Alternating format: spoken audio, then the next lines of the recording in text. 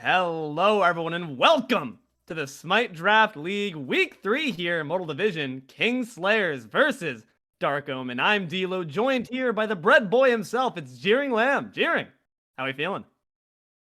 I'm getting excited, man. No more time to be loafing around. We got action coming up, and it is time for Regicide. Kingslayer is coming in with some action. We got a lot of heat coming up. Dark Omen bringing the heat. Kingslayers are ready to defend their title. This is going to And be Dark Omen, pretty good action. yeah, I mean, Dark Omen recently, having come off some roster switches here, we know that they've had a bit more time now since we've last seen them here on the Smite Draft League to maybe work out some of the kinks, new synergy, despite it being part old with Physics and Thok reunited. It always takes a bit of time to hammer things out and make it all smooth. So hopefully Dark Omen going to come with some nice synergy here. Jeering, as we get into the P's and the B's, talk to me about maybe the stakes riding on this game. We have quite a bit of stakes riding on this one because keep in Tremble mind right now, beneath the waves. Kingslayers are a little bit ahead in the standings. Dark Omen looking for the 2-0 to gain that advantage. So if they even drop a single game here, that prevents them from taking the edge. So Kingslayers, they have the title to defend, keep their position. Dark Omen, on the other hand, has a lot to be playing for. So I expect to see at least a little bit of adrenaline coursing through their veins in this one. Definitely going to be an important match. Absolutely, but nonetheless, Kingslayers and Dark Omen wanted to get right into things, going to opt for no bans. No, we're kidding. We just can't show the bans quite for this game, but we got some picks for you. Some pretty spicy ones here. Going to be a Ratatasker on the side of Dark Omen and a Yamoja for Kingslayers. I will leave And standing especially no since it's going to be barrier left to open, our a success. very prevalent jungler right now. You'd have to be Ganesh coming in as well for the second pick for Dark Omen. Very cool, very nice. Always good to have that CC. Dharmic Pillars, always really high damaging. Even if you have absolutely zero magical power, that is still going to hit like an absolute freight train. So already seeing quite a decent amount of Say my CC name chains 3 times and fast, high damage and I'll output from punch Dark you in the Omen. face. But Kingslayers, they're looking quite tanky and pretty good in the sustained game too. So it's already going to be quite a scuffle. With the Hercules, you have a great amount of space control. The ability to just displace, control that space wherever your opponent is. That's because I've decided it between Driving Strike, Riptide, Earthbreaker.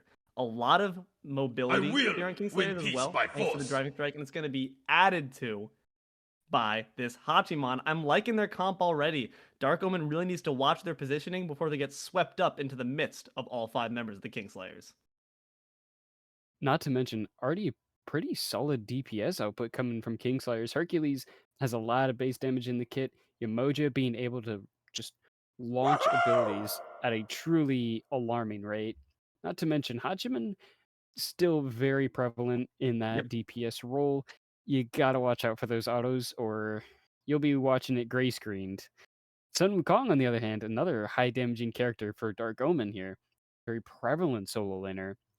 We get a pretty solid matchup over in the soul lane. A lot of You are not sustain, yet a lot ready of damage to going to become come the out as Jade well. Emperor. So we may see quite a lot of damage on the soul laners this game.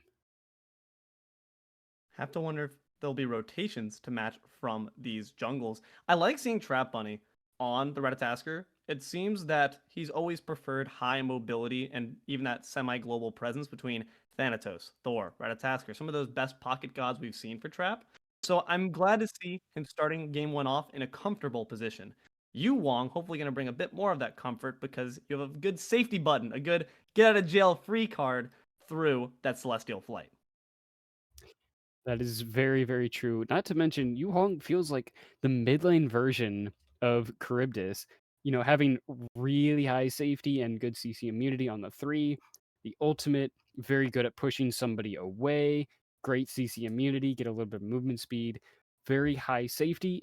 And not to mention, if you're not watching out for it, that's going to be a lot of high I damage should have created a output coming world out. that you So do not Dark exist Omen, in. they have a lot of good CC lockdown and a lot of damage. And as I say that, I saw your eyes and I feel it too. I am I mean, already I can getting see your goosebumps. eyes already, bro. I look the exact same way the entire time, but They this never man's not gonna be close. blinking for a bit longer. Talk to me about the Xarxith Tiamat. This is There- one tale you don't want to There chase, is both darling. absolutely nothing to say about it and absolutely everything to say about it. Last Yeah. season, I watched a Xarxith Tiamat ADC drop Mhm. 56,000 player damage when the next closest person was at 34,000, something like that. Yeesh.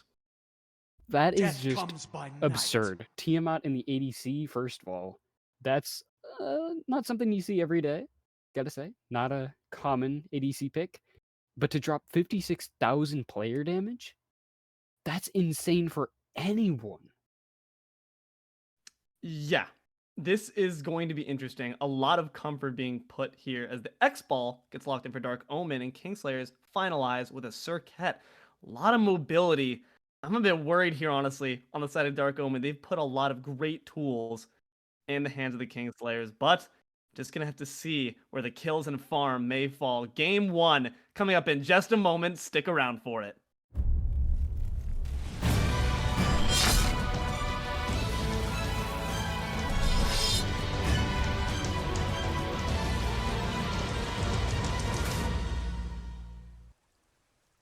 Hello, everyone, and welcome back to the Smite Draft League Week 3 here. Kingslayers versus Dark Omen of the Immortal Division.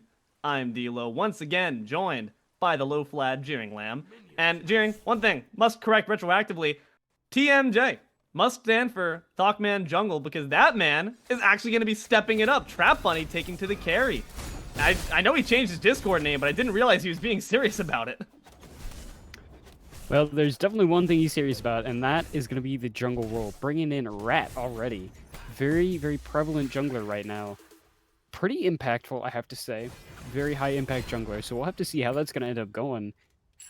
We've got quite the selection of gods in this lobby already. I'm expecting either everybody is going to die because of all this damage output, or nobody's going to die because of all this mobility and safety. There's a lot of get out of jail free cards for sure. A lot of abilities to disengage and re-engage with impunity. So hopefully going to see those nice engages and disengage abilities kept in pocket for the right time. One synergy I want to call attention to is between, we're not going to see it for maybe a little bit longer, but between the Rat and the X-Ball, what do those two bring your comp together in conjunction? The fact that you can just drop an X-Ball to blind everybody, and Rat can just come in through the skies unnoticed, especially because you can't even see wards at that point. So you have no idea if he's coming in from a mile away. The gank potential and synergy that you have from that, if you have good timing, you can completely blindside somebody. And hopefully going to see that synergy be put to good effect. With that in mind, as we see ThockMan indeed put some attention here to the dual lane, is that where the majority of your attention should be focused? Or because those ultimates are global, do you decide to use that combination to aid the solo lane a little bit? You have a Sun Wukong over in the solo lane, and if you've seen a Sun Wukong get ahead and get a lead, the amount of damage he can do just does not belong on the solo laner. So if you are able to get that lead, then absolutely, it's something that you should go for any chance you get. But a Fed Expo right now, especially against that Hachiman, if you can put them behind, that's also just as scary.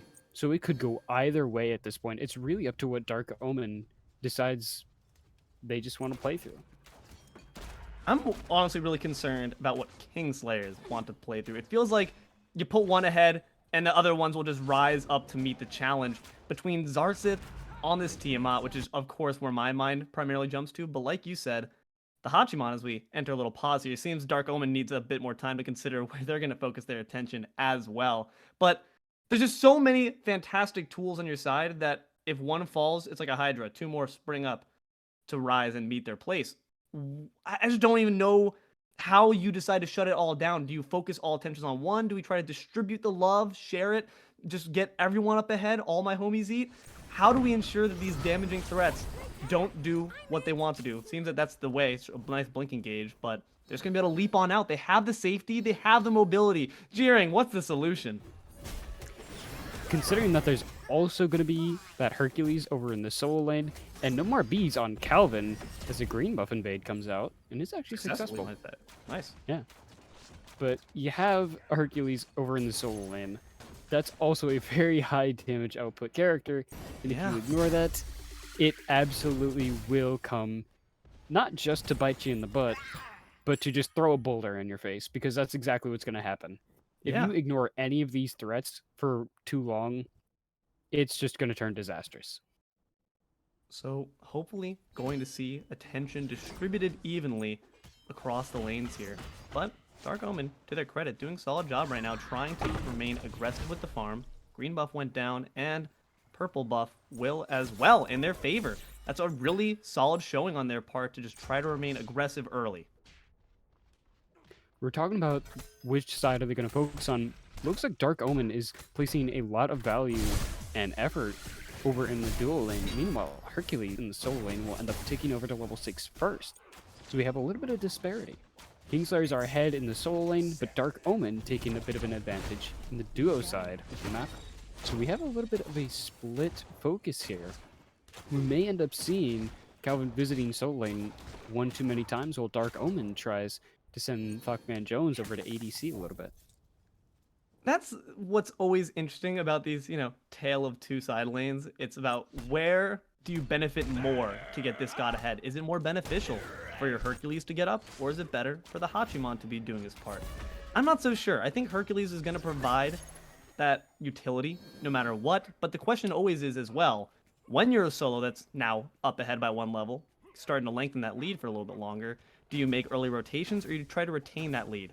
Farm your way on up. Gonna try to farm on up this elephant. Could be some trouble here. Cobra's Kiss gonna taunt them on in. River's Rebuke gonna lock them on out, and going to be removing those obstacles with the dash, but the last breath as well as the ambush. Calvin gonna be able to finish off the kill for a nice first blood onto aParagon.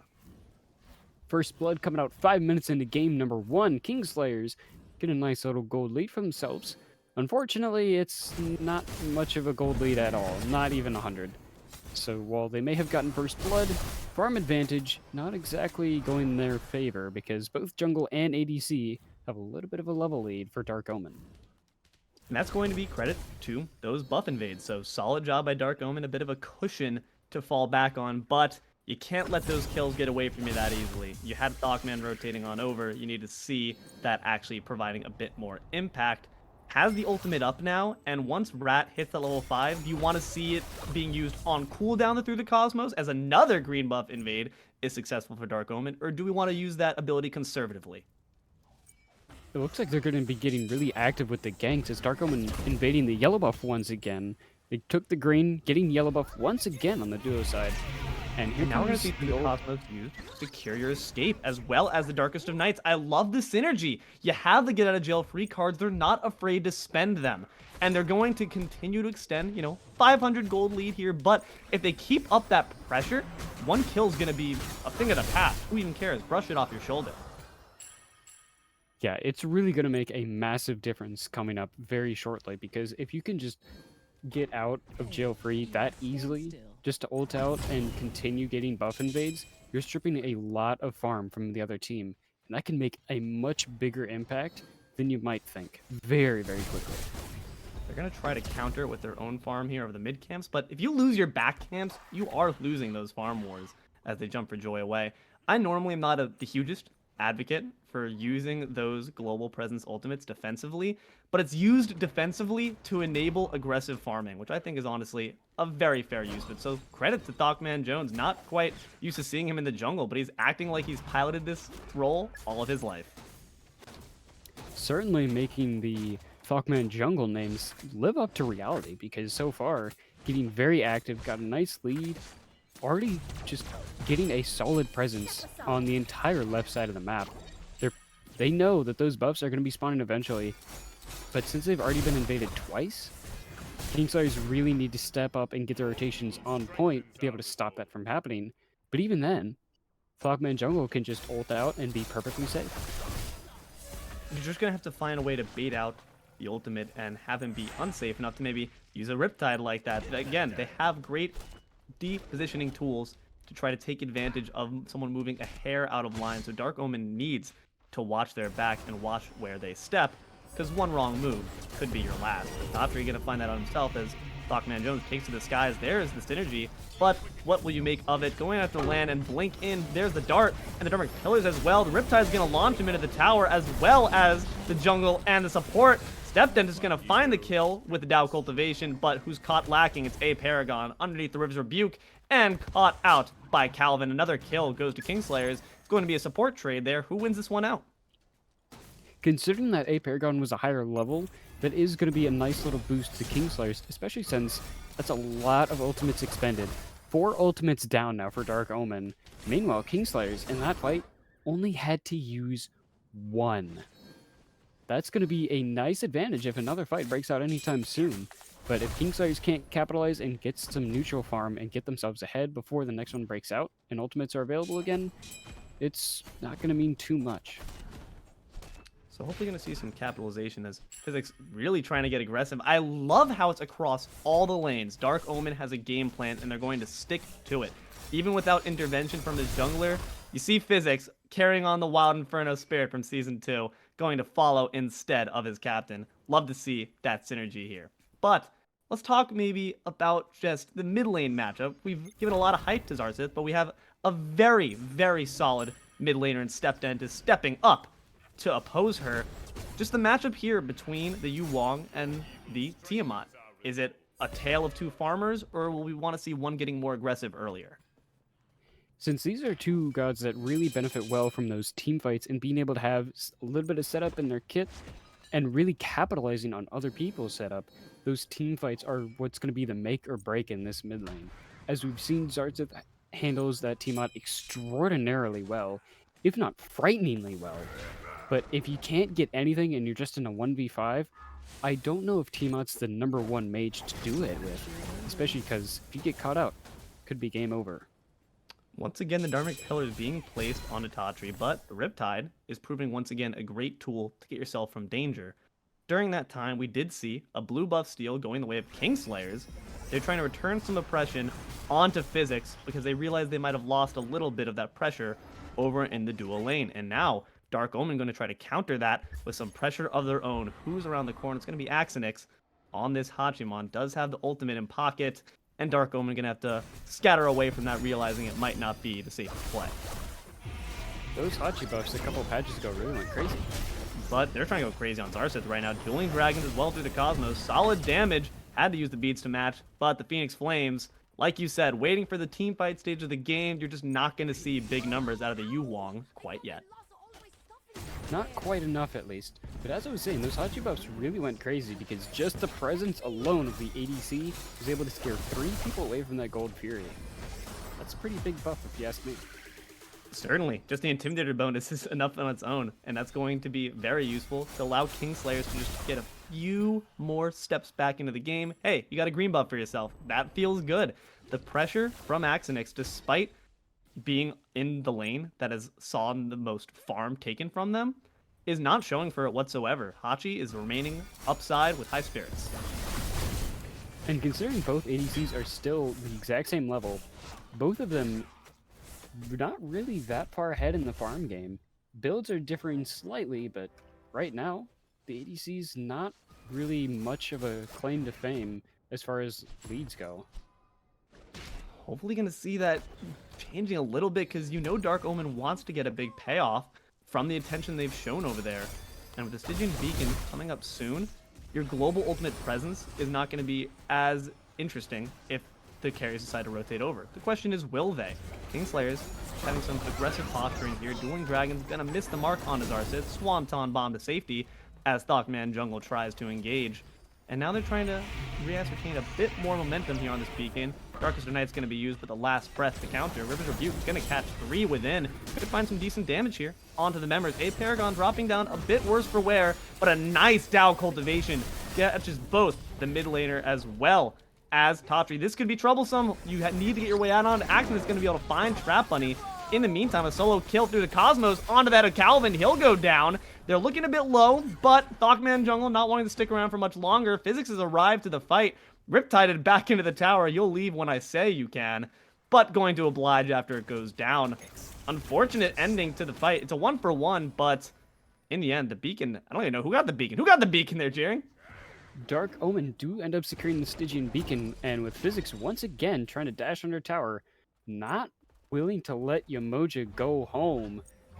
Getting very aggressive, but as of right now, with Hercules invading a blue buff and pushing a wave under tower, since you're going to take a little bit of a loss in the farm game over in solo side. I'm not sure if that was worth it. You lost one member over in the duo lanes. I mean, that was an irrelevant fight there, but overall, a lot of time was spent here by the solo laner, and they already were kind of starting to lag behind. But hey, they're actually a level even at this point, so must have gotten a bit more pressure back as there's more pressure being put here onto Tatri. Gotta be careful. Yuwong's already starting to hit pretty hard. StepDentist has done a great job of just slowly but surely ticking on into the late game, and one more tick of damage will be the end of the support. And they just need to find some way to counter out the Yuwong. It's always a difficult scenario when you have such a potent method of escape, as is the Celestial Flight. Not to mention, Tatri barely surviving that engagement. Like you said, one more tick of damage would have put her to rest, but Moja will continue for a little bit longer without another death at least, but that does give Dark Omen some space to go for Gold Fury, with Kingslayers now having a decision to make. I mean, it's the same question as before. Do we step up? But Axinyx is here. Is the Intimidator bonus strong enough? Seems he's waiting for a stealing gauge, going to be the Darkest of Nights as well as the Cosmos to try to secure Dharmic Pillars as well. But Kingslayers managed to get it anyway. What's the point of having the Dharmic Pillars if you can't use the most damaging ability in the game to grab that objective? And a fantastic disengage using the mounted archery to get yourself to safety. Physics is not happy about that. Gonna slam his stick to the ground out of frustration. Might have to just settle for a tier 1 tower about 15 minutes into the game. Kingslayers is now going to venture forth with a nice gold lead for their pocket, about 800. Hey, you got to start somewhere. Not to mention, they're going to go ahead and start on the Pyromancer, knowing Dark Omen was just over on the left side of the map. StepDentist is here to make something happen, but it's already low. What can you make happen? Dueling Dragons expended a bit too early, my friend. I respect the attempt. Kingslayer is going to grab the Pyromancer, lengthen that lead a little bit more. Now a bit above 1,000. That's a solid job to their name. They waited patiently for the team grouping phase, and they're going to try to reap the rewards. But ThockMan, they're going to try to reap the life of Calvin. Flurry to match, but silenced out. Great job by aParagon, and great job by ThockManJones to secure the opposition. Now, one thing I've been thinking about, I'm pretty sure StepDentist, playing as that Yuhuang, the ultimate is now canon. Oh, wait, what do you mean the ultimate is now canon? Dueling dragons in the mid lane. You've got Xarxith and StepDentist. I'm bugging, very Come on, man. powerful mid laners. You know I'm too dumb for these references. No, you're actually right here. We do indeed have I guess she's dragon. I've always considered her a snake, if I'm being honest here, but I think I'm just bugging. She does indeed have arms and legs. It is the dueling dragons truly being represented here, as well as by the god composition and the abilities StepDentist is expending, and maybe that's why Xarxith was able to dodge that last one so efficiently. That is also very true. Another thing I've noticed is Scopey ended up opting for a first item Phalanx. Not an item we see too often right now. And why do you think we might have gone that path if we're going for the non-traditional here? Hercules is definitely not the #1 solo laner right now, but the one thing I'm looking at is why go Phalanx when you're playing against a solo laner that doesn't normally rely on those auto attacks? Sure, auto cancels are always nice, but if Sun Wukong isn't known for his auto attacks, maybe planning for the dive against the Shivalon. That's a fair point. Also, maybe expecting, Surket really wants to get into your face. So preparing for that to be brought to you. Hercules, of course, also trying to bring you close, but trying to keep you in place right on the side of Dark Omen. Gonna use the pillars through the Cosmos and the Dueling Dragons, landing onto Xarxith. Can you find the kill, though? River's Rebuke just gonna lock them out of place. Tatri's been on point with these ultimates, whether it's to secure some damage or to secure the lives of your teammates. The support is doing their job. Really putting in the work. River's Rebuke really rebuking Dark Omen for trying to get a dive off. But unfortunately, you're still able to survive. Might get his own off at this point. Tower's going to go down before he can take down the solo laner. And of course, just that unfortunate mitigate wounds problem. Healing so much. Going to have to expend the beads off the back of ThockManJones' engagement. But will remain safe for now. A tier 1 tower goes the way of Kingslayers. And really not punished too hard for it. Dark Omen going to say timeout for that one. Flag on the play. because they might not have been happy with the result of that. Talking about the game state so far, Jeering, where have we been? What expectations have been subverted, and where were they fulfilled? We're definitely seeing a lot of engagements and some solid teamfight potential, but unfortunately, the sustain and mitigations coming out from both sides, as well as their mobility, really making it hard to lock down people long enough to secure those kills. So, as much as both teams are putting in valiant efforts to get these kills, the dives and the team fights just not quite enough damage in time to end up securing those kills. Since we're only 3 to 3, 18 minutes in, Mm-hmm.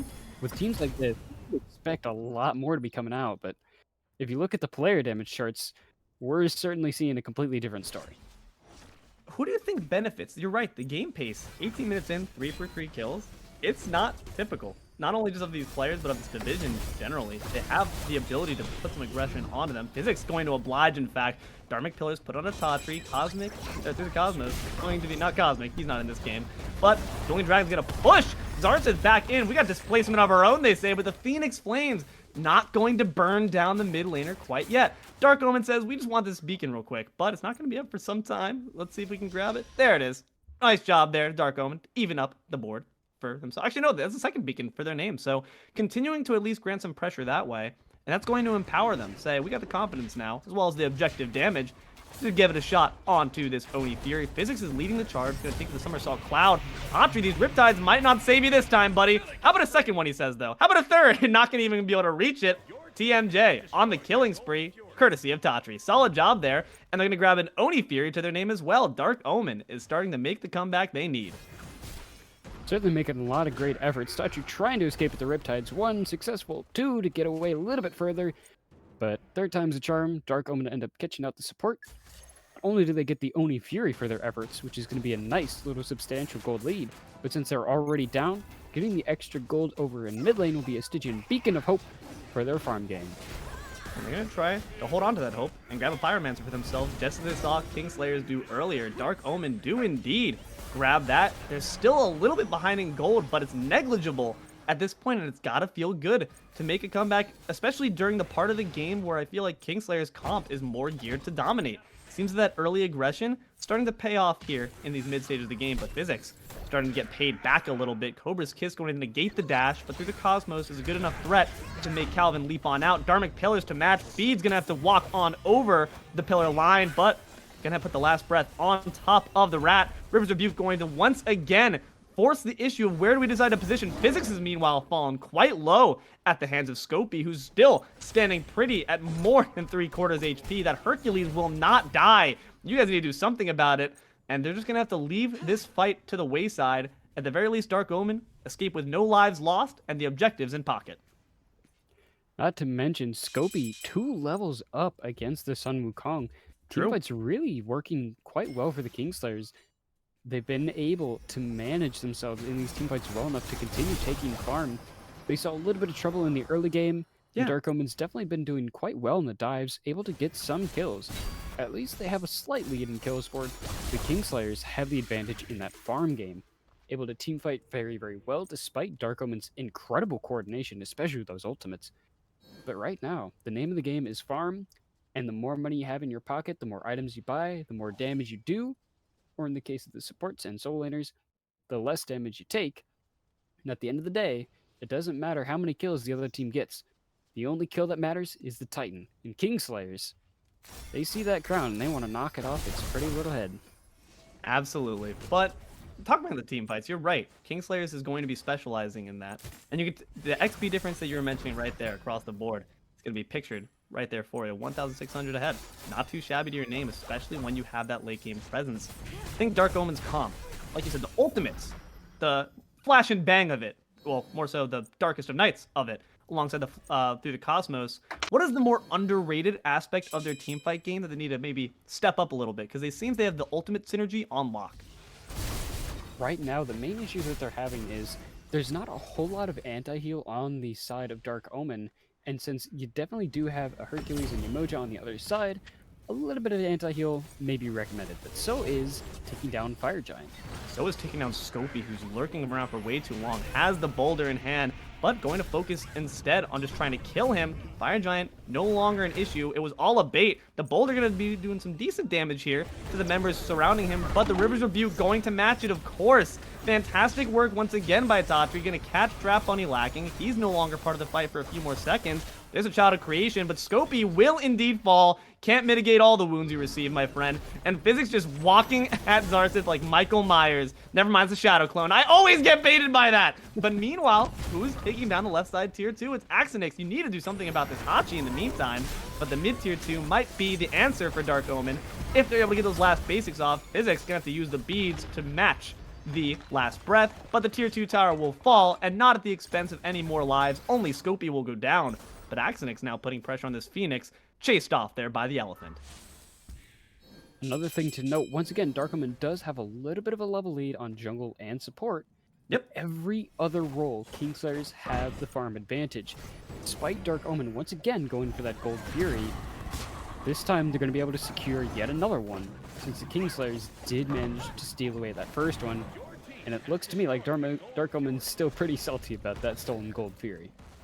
They're trying to put some more numbers on the board, and hey, if you're looking at it, they are 100 just about going off the mark. But the level leads are where it's scary, and one especially, of course, comes to mind. It's Xarxith on this Tiamat, but to StepDentist's credit, not at all showing any fear for it, sitting nice and pretty at the top of the damage charts. Yu Wong's been really doing a fantastic job with these dueling dragons to not only do damage, but displace, put enemies in really poor positions. Pyromancer might be the position everyone's focused on now, because the Fire Giant was a bit too risky of a call last time. A little bit more that they could chew off, so definitely gonna have to take a little bit smaller bite this time, as Dark Omen tries to pull it, but Kingslayers not willing to give it up for free. Certainly not. Wrapping around the back, it's going to be Scopey, who can just zoom and doom his way on through the fight thanks to that Breastplate of Regrowth.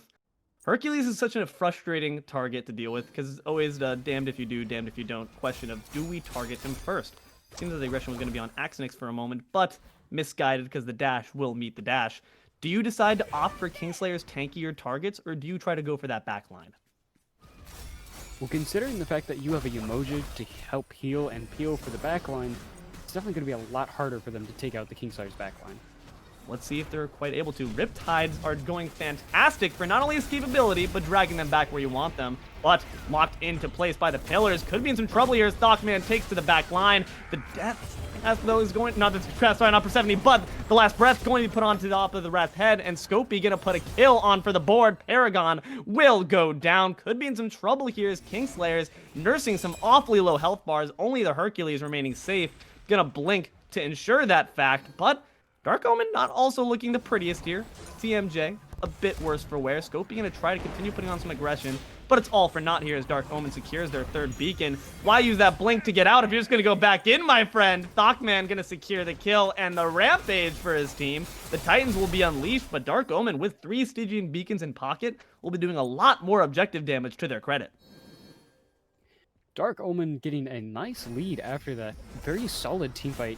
They do end up losing their support. When you're able to take out the enemy Soul Laner, who's a level 20, which is 4 levels above your support, that's going to be a pretty valued trade any day of the week. They may not be able to go for Fire Giant just yet, but with Titans on the way, Dark Omen definitely has their options open, and Pyromancer seems to be a pretty enticing little morsel for them to just gobble up. Physics is just going to keep walking at them, though. That man's got no fear in his heart. And Sun Wukong, of course, having that ultimate in pocket grants you some safety. Like I said, this is a game of get-out-of-jail-free cards. And he's going to use those cards to his advantage to zone out the team while his fellow Dark Omen members grab another Pyromancer to their name. And finally, after some time on the back foot, Dark Omen secures the gold lead 2k ahead in their favor. Question is, what do they do with this? Do you decide to play the Titan game, or do you decide to go for the FG? Or do you decide to maybe do a conjunction of both? Use the Titan as a bait for it? What's the plan here, Jeering? There's definitely a few options open, but with Titans barreling down the solo side of the map, it looks like Dark Omen is going to go ahead and focus that, give a little bit of presence, let their Titan push up to create some extra space. After that, they already have Pyromancer down, so Fire Giant looking like a very... They don't see a good opportunity to wipe out the Kingslayers. And Kingslayers, to their credit, not wanting to challenge Dark Omen's objective damage, going to simply take the Titan once the rest of Dark Omen has already left. But the question is, can they step up quickly enough? Dark Omen, realizing they're on a timer here, going to leave Physics once again in charge of zoning out the front line of the Kingslayers. And then he's going to do so with great aplomb, dives into the midst of Calvin and Xarxith, but not going to put on much damage to his credit. The damage is going to be all onto him. Going to take the Somersault Cloud, but can't heal up from it thanks to that last breath. And the River's Rebuke and to the Cosmos. A lot of big ultimates being locked in, but the Fire Giant's below a quarter. Boulder going to be expended as well, but who will grab it? Darkest of Nights at the end of the day. Who grabs it? It's the Kingslayers that take the FG. And Dark Omen might be losing lives off the back of it. The front line is decimated in health bars, and with no ultimates to afford them, could be in some trouble. Shape of a Falcon going to barely escape the Earthbreaker, but the members of Kingslayers want something off this beyond just an FG. They want blood. ThockManJones going to try to find some of his own. Scopey in the back, though, going to be in trouble alongside Calvin, who takes the first dive to the fountain. Overextended a little bit too much there, my friend. Take smaller bites. Chew your food. Scopey going to escape with a sliver, but Dark Omen, off of a really unfortunate Fire Giant loss, still managed to make something of it. They may not have gotten the Fire Giant, but they do manage to pick up Calvin for their troubles, even with very low health bars. Kingslayers just diving a little bit too deep, and like you said, bit off just a little bit more than they can chew. Bet you wish they had Bakasura right about now, since that was a little bit too much for them to eat. Not even able to secure the T2 tower. Kingslayers are going to have to back up, reconsider their options, and lick some wounds while they figure out what next play is going to be. It's not like their team fight is at all lacking. They have the ability. They've each individually shown that they are solid with piloting their gods. In that case, it's just a bit of anime hero protagonist syndrome. We've seen it all before, where you step up a bit too far for your own good. So then the question is, who should be leading the front line to ensure they don't get a bit too overzealous? Off of the Kingslayers, who do we want to see setting the first step into enemy lines? Should it be Scopey? Should it be Calvin off the blinking gauge? Or should it be Tatri? When you have a Hercules event, can just mitigate. I don't think there's anyone else who would want to get it started for you, since he's probably going to be tankier between him and Calvin.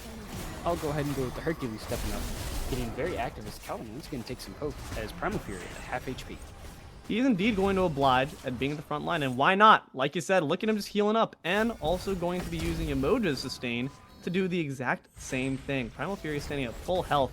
Members of Kingslayers can say the exact same thing. Physics has a decent chunk taken out of him, and going to continue that fact thanks to the work of Xarxith on this Tiamat. You're going to regret not banning that one out if she has anything to say about it, but stepping out a bit too far for your own good, has to use the beads thanks to the engagement from the dart off the rat. Primal Fury being picked back up by Kingslayers, Scopey doing his best to push the elephant back out of the way, but he does have the most damaging ability in the game, and he's going to oblige in using it. To the Cosmos and to the back line, there goes Xarxith. To the heavens, to the sky goes Physics, gonna land back down in the midst of three. It's a risky endeavor. Paragon's gonna go down, and Physics going to retreat back to the midst of his team. But Scopey does not want to see that happen, tries to blink Earthbreaker, not quite on the mark. Physics gonna hang back a little bit. Be careful, because those Riptides are scary. You need the moves of a Jaguar to get on out. Gonna have to use the Aegis to get yourself a bit more time and safety. Throwing some bolas behind you, but the Heavenly Banner might be taking out Thok. Does not have the ultimate anymore to expend for the Hachiman and secure that kill. Physics going to wander into the backline and find three. Not quite the party you wanted. ThockManJones gonna fall victim to it. Dow Cultivation and Phoenix Flames, solid damage, but my god, those wounds just got mitigated, and Physics can do nothing about it. The big boulder to match. Axinyx picks up the kill on the overzealous Sun Wukong, but Scopey and Axinyx are so low. How are you guys surviving? Fantastic Moonstrike to stop StepDentist from stepping too far up and threaten those low health members. Kingslayers decisively winning that fight. Managed to win the fight, get a tower for their troubles, and just barely surviving. I don't know about you, but if that happened to me as I was trying to get kills and see that, I would be a little bit miffed. Dark Omen gotta be feeling a little bit upset about that one, and I would be too. So then, what went wrong there? Because you've got to be evaluating. Is it just a matter of unfortunate luck, where we're just not able to quite close out our kills? The damage numbers are there. You're seeing the Yuwang celestially soar to the top of the charts. What is the factor that's just not allowing us to finish the job? Unfortunately, I think it might just you of the fact that only one on Dark Omen with anti-heal is StepDentist. Nobody else on the team has anything to counter that. The only next closest thing would be Erosion on the support. And at that point, well, that's just not quite going to be enough to stop the healing. And gotta point out, the only one with anti-healing on Dark Omen is topping the damage charts in the entire lobby. Can't be a coincidence there. You need to make sure you have some counters when you're seeing these people get away with such small health bars. The longer a fight goes on, as the Pyromancer is secured for Kingslayers and Dark Omen return with the Fury, Fire Giant now being the next target, you can't allow extended dances to go on because the longer it does, the more it swings to Kingslayer's favor. Sustain is on their side. Hopefully, that item that we see Sun Wukong being built up is going to be a Pestilence, because I don't see a way that Kingslayers are going to continue to die if you don't have other means of doing so. But they're stepping up here as the EFG takes down to half health. Dark Omen, 5-man strong, 5 ultimate strong. Xarxith is going to be spamming out abilities you can only imagine, but the Rat is going to be looking for her in the meantime. Darkest of Night's expended, but through the Cosmos is going to land on the FG. Says that's a bit rude of you. Scopey, in the back to his credit, just trying to provide a decent distraction and doing very well at that. Still standing at more than half health. Who's Xarxith going to target next? Going to put some decent damage on aParagon. Blink engagement, driving strike, but not back to anyone you can actually do more damage with. Physics going to escape the River's Rebuke thanks to the Somersault Cloud. Watch from a bird's eye view as Tatri drops down to pretty low. They're grouped up for the dueling dragons, and StepDentist is going to oblige, taking him down. But the other dragon, it indeed is a duel of the two, going to find 2 kills, and Scopey will take down TrapBunny on the wayside. But the members are looking low, and Physics sees blood, gonna take down Tatri. Shape of an ox, try to escape, but it's a triple kill off the Tiamat. Can't expect anything less from Xarxith. Climbing and soaring above the competition, Xarxith dropping a triple kill to cleanly get them through that team fight. Dark Omen left with 1 member left alive. Kingslayer's not healthy enough to go for Fire Giant right now, but definitely sitting in a nice position after a 2-for-4 trade. That's definitely not going to be hurting them at all.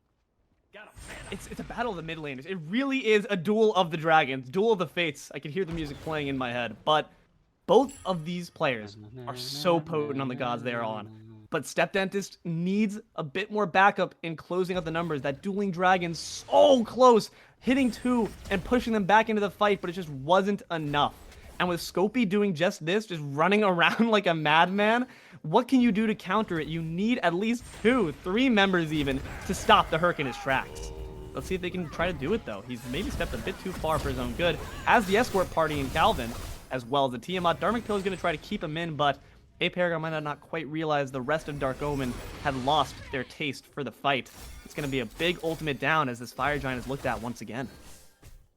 And now Dark Omen not having access to resource. Kingslayers recognize the position they're in. They have the spatial advantage. They have a lot of damage. And Sun Wukong being in mid lane, Kingslayers hitting the go button. Fire Giant already started. Ordered down, Axinyx can just really continue to basic at his will. Having the basic attack reliance there, Heavenly Banner is going to boost it on up. Big boulder to be thrown on top of the elephant. He's just being knocked up and locked up. You got to be careful there, my friend.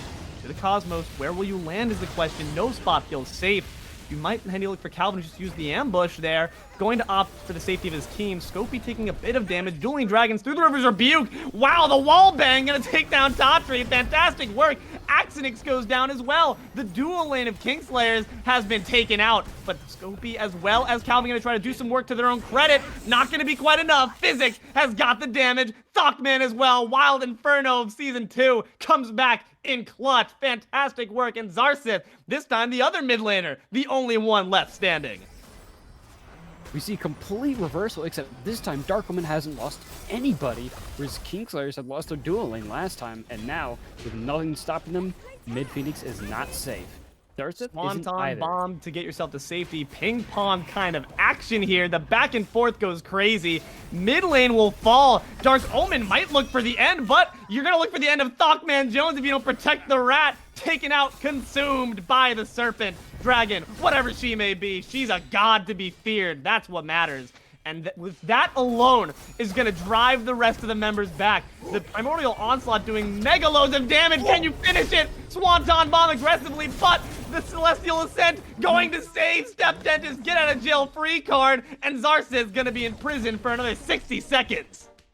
Not like this. He was so low. StepDentist just Mary Poppins away in just the nick of time to survive the onslaught of Xarxith. Diving in, getting a little bit of Scopey syndrome there. 1v4, just recklessly charging in, if nothing else. Almost had it, but Dark Omen just a little bit too coordinated. And now, EFG dance will begin once again. She saw that he has 3-0 and didn't like that. She's like, I need to have the best KD, and I don't like that you have the best one in the game here. So, a bit of over-aggression there. You had to have known that you would die for that, but maybe just trying to shut down Yu Wong, put a bit of a falter in StepDentist's step. Not going to quite succeed. Titan under attack in the meantime from these fire minions. You need to keep an eye on that clock, on that health of your throne room. Otherwise, this could all fall apart very quickly. Dark Omen going to quickly disengage off this. They're giving a little bit of breathing room. Maybe a bit too much. A bit of a risky endeavor. Physics going to get caught beneath the Riptide, but shape of a Falcon to get back to safety. Who is going to be the lead initiator here? Who steps up first is a question. Pyromancer are going to be stepped on by Kingslayers in the meantime. But you have Physics here. The rest of the members are lurking. You can't just not do anything about this, my friend. That's a nice objective. Nice runic bomb for your pocket. Dark Omen going to oblige and pick it right back up. Say thanks, Kingslayers, for doing the damage. It's a nice runic bomb in your pocket with no issues there. Kingslayers going to have to retreat on back. Right now, Dark Omen getting a nice little advantage for themselves, but Kingslayers still dropping quite a lot of poke. Definitely got a lot of really solid area denial, so Dark Omen can't step up too far. Otherwise, Kingslayers have more than enough damage to turn it on their heads, but same thing for Dark Omen. Kingslayers, more than once now, diving just a little bit too deep, end up getting called out for it, and multiple people will lose their life for that, as we've seen more than once now. These players are also smart. You can see just they really want to find the perfect time for a fight. But when is that time is the question. They're both have tools that are capable of poking out. Who needs to burst the tension? At one point or another, one of the supports is going to have to engage, if not the solo laner is creating enough space for the other team to get aggressive. As we see 3 chasing Scopey, the Kingslayers not opting to take their chances. You saw him doing that again in the last engagement as well, but ThockManJones says, enough of this! Enough games! Enough retreat! Going to land right on top of Axinyx, but the egg is going to match. Not enough, though. The kill will fall on the Hachimon, and Kingslayers regretting their indecisiveness, their hesitance, their doom. Scopey going to go down to StepDentist. Nice job there to take down the carry in solo lane without a dent in any of your members. Dark Omen retreat back, happy as clams. The question is, do we go off the EFG at this point? Tiamat still stands strong. Still 3 members left alive for Kingslayers, and one of them very, very dangerous threat, as Physics not monkeying around, blinks right in, gets a good stun and some great damage. And the Swanton bomb being expended essentially guarantees Dark Omen secure this EFG. 40 minutes in, Dueling Dragons, we are not monkeying around, going to expend the ultimate for the safe secure. That's a huge boon to Dark Omen here. The mid Phoenix respawns, can't imagine that'll be up for much longer. Especially with how low HP it responds at, Dark Omen really not going to have to hit it very hard at all before it falls once again. An important note though, Kingslayers do have a tier 2 tower standing in both the side lanes, so it will take a little bit longer to kill the Titan unless they decide to take out those towers first, which does give Kingslayers just enough time to secure all the lives back up. With an Oni Fury on the roster, Dark Omens are going to have a massive and monstrous push coming down for the Kingslayers. It's going to be really tough, but Kingslayers do have some defensive tools in their pocket. Talk to me, Jeering, about what they're capable of when on the back foot for these sieges. As we've seen more than once, Xarxith on this Tiamat can output, frankly, an absurd amount of damage, if nothing else. That is, in of itself, just a complete deterrent. Hachiman, also a very solid bot. Right now, with the amount of sustain that they can pull out, especially with Physics being able to use Summon Kong ult to get in there, Summon Star Cloud, it could be difficult for the Kingslayers to do just enough damage to push Dark Omen back. And you also have that displacement. Scopey pulls you in the Phoenix. That's going to be a frontliner in trouble. if you can land the Driving Strike combination, River's Rebuke to boot, it could be troublesome. ThockManJones is going to be in the mid lane trying to provide means of distraction for Scopey. Hopefully gonna not see those Earthbreakers fall on top of the little rat. Dharmic Killer is going to fall onto the Phoenix, onto Tatri, bomb as well, and now to the Cosmos. The rotations here, but to meet it's the mounted archery. Phoenix on the left side will go down, but aParagon's taking some decent damage for it. Just gonna waltz through the doors real quick, don't mind if I do. Physics as well going to match, but Scopey's on the front lines with a fine amount of health and a boulder to throw at this elephant, looking to go trophy hunting. Calvin gonna try to find the last breath, and the kill will be had there. Oh, didn't even need the last breath for your credit. Easy peasy. aParagon will go down.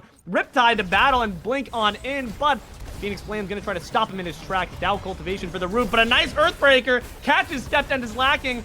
You need a Celestial Flight. You need that get out of jail free card quickly, but the jail is waiting for you nonetheless, and Xarxith's gonna lock you up. Excellent kill by the mid laner. Physics going to have to take to the skies. At this point, it's a complete disengage necessary from Dark Omen, and the members remaining will stand to live. TMJ and TBE are going to be SAFE. Dark Omen has 2 members MIA for this defense as Kingslayers barreling down the mid lane.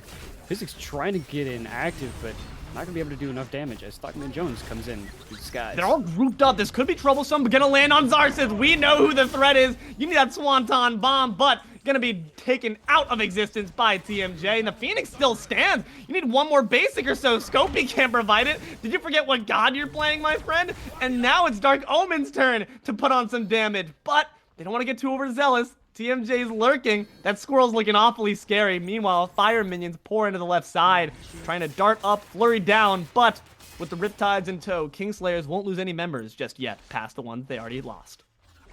Kingslayers caught with a little bit of unfortunate positioning from their mid laner, ends up getting caught out, locked down, and sent packing. Dark Omen now getting a nice root bomb for their hands in the jungler. They got a lot of resources available for the next push, and with the Phoenix already down, mid Phoenix still a little bit weaker than normal. Dark Omen has a lot of extra space to work with, and 20 seconds left until Xarxith pops back up.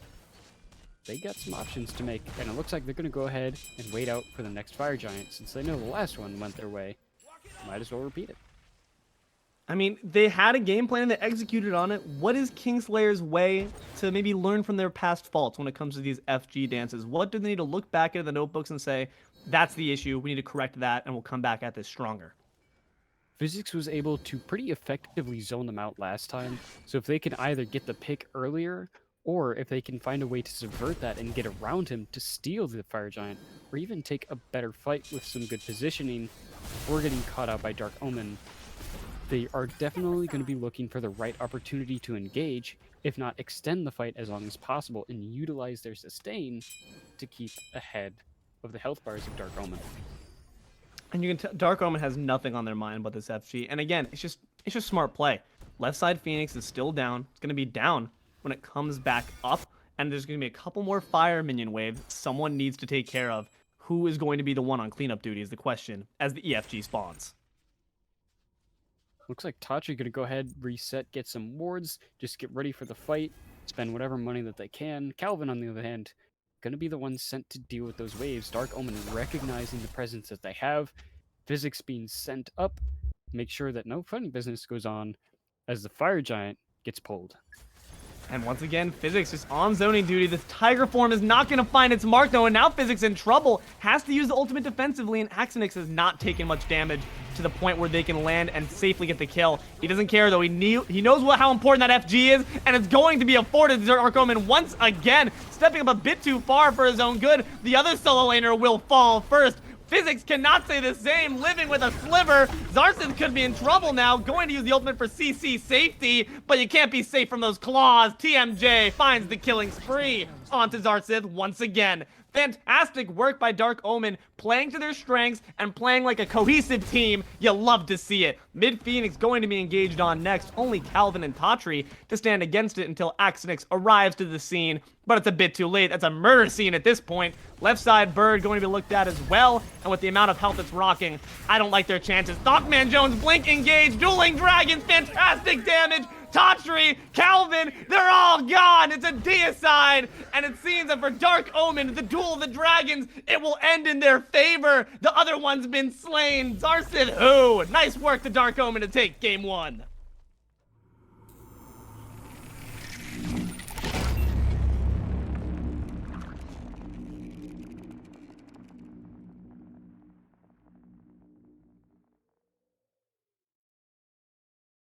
Crazy game, man. Crazy back and forth action. Jeering, talk to me about what happened this game 1. That was a truly incredible end. Dark Omen playing that perfectly, recognizing they had fire minions, so they could either chip away the Titan and stall out the Fire Giant, or somebody's going to have to back, and they have a much better team fight on their hands. Physics able to stall for so long, bought the team enough time to drop the Fire Giant so low that just a simple Chibalanque ult gives them just enough time to drop the Fire Giant. Physics can go in and keep them there long enough for ThockManJones to just jump up to the trees, hop a couple branches over, and all of a sudden he's landing right on top of you, and your health bar completely gone. And that is exactly what happened to Xarxith. Yeah, but to Xarxith's credit, 64k player damage. It's a ludicrous amount to deal with. I mean, I know they came up with the W, but do we feel like Dark Omen found the answer to the Tiamat? Well, if they got the W, it certainly is a good enough answer, at least for this game. True. But looking forward to game number 2. Gonna happen. Is the ban gonna be the correct answer? Or is a better dive gonna be the correct answer? Because Physics was able to do a lot of stalling and buy so much time, but Physics took a lot of damage. And just trying to survive, just one ability was already taken away, like a quarter HP from Physics. So you definitely need to figure out something on the drawing board. And Dark Omen definitely has a couple options since they do have the game 1 victory. They have that advantage. But man, they really got to make a decision on what to do about that Tiamat. Credit Honestly, I to think one of the big StepDentist. answers they came up with was meeting us in response to our complaints about not enough anti-heal. We saw Pestilence be picked up by Physics, and as the front line going to be the one denying with that aura a lot of their sustain. Fantastic work, good itemization. Honestly, came a bit later than I would have liked, but still, I'm happy to see it. Must be said here for this upcoming game, it actually did see a bit of complications due to unforeseen circumstances. Dark Omen did have to forfeit game 2. So that means we're at a 1-1 set here, but nonetheless, the momentum, mentality-wise, got to be in Dark Omen's favor. Definitely going to be good coming off of a win like that. But unfortunately, they don't have that 1-0 advantage now. So this game is going to be winner takes all. If you don't win here, you don't have that other chance. So Dark Omen, they got to play lights out to secure this set. Kingslayers, looking for a little bit of revenge. After dropping that much damage, I'm sure Xarxith isn't too happy about taking a loss in that game number 1. So I imagine sure. whatever she's got cooking up is going to be very, very dangerous. I'm sure she's throwing hella seasoning on it, but Dark Omen, there's no seasoning here. Why are you banning out the Thor good, Physics? What the heck, man? I'm upset. He knows I'm upset about that one. Marty, gonna be another ban as well. We have him this time. And Kali and Ravana as well on the side of Kingslayers. A lot of meta stuff here. And that's what we're looking for. A respect ban thrown to Physics on the Wukong. Wukong's definitely a very prevalent character right now. Very, very solid in that solo lane. But getting rid of it, also going to be a very solid option regardless of how well Physics did, which, gotta say, Physics did pretty dang good on that. So it's definitely going to be worth a ban. Another character worth a ban, Baba Yaga, very I will leave dangerous. standing no barrier to Kingslayer's doing our a good job success. eliminating threats on the opposing side. It seems that they have quite a beef with Dark Omen's front line. One being banned out, the other being picked out. Ganesha goes to them first. Ganesh going to be a first pick, doesn't have a whole lot of CC immunity, especially with that ultimate not having CC immunity.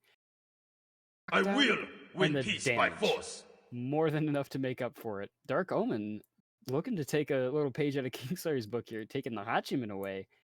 Another thing to note, Axinyx not in the ADC role for Kingslayers anymore, instead in the jungle, as Value steps up for the Kingslayers ADC. Have a little bit of a switch up, but how much is it going to affect the Kingslayers? Because right now, they're completely switching up their picks. seems that it's a book exchange right now. If everyone's taking pages out of each other's books, because now it's a carry for jungle switch out that we saw on TMJ and Trap Bunny game 1. And now we're seeing it on the reverse side. Kingslayers say, that sounds like fun. I'll join you. Why not? But hey, maybe that's the change up that you need. There's some hidden tech there. Dark Omen going to try to find some hidden tech. Well, hidden for a moment before it pops out of the ground. A world that eats your you soul. do not Be the Orman exist Gunner in. afforded to them. Kingslayers, of course, not going to deny themselves that Tiamat. Picked up once again.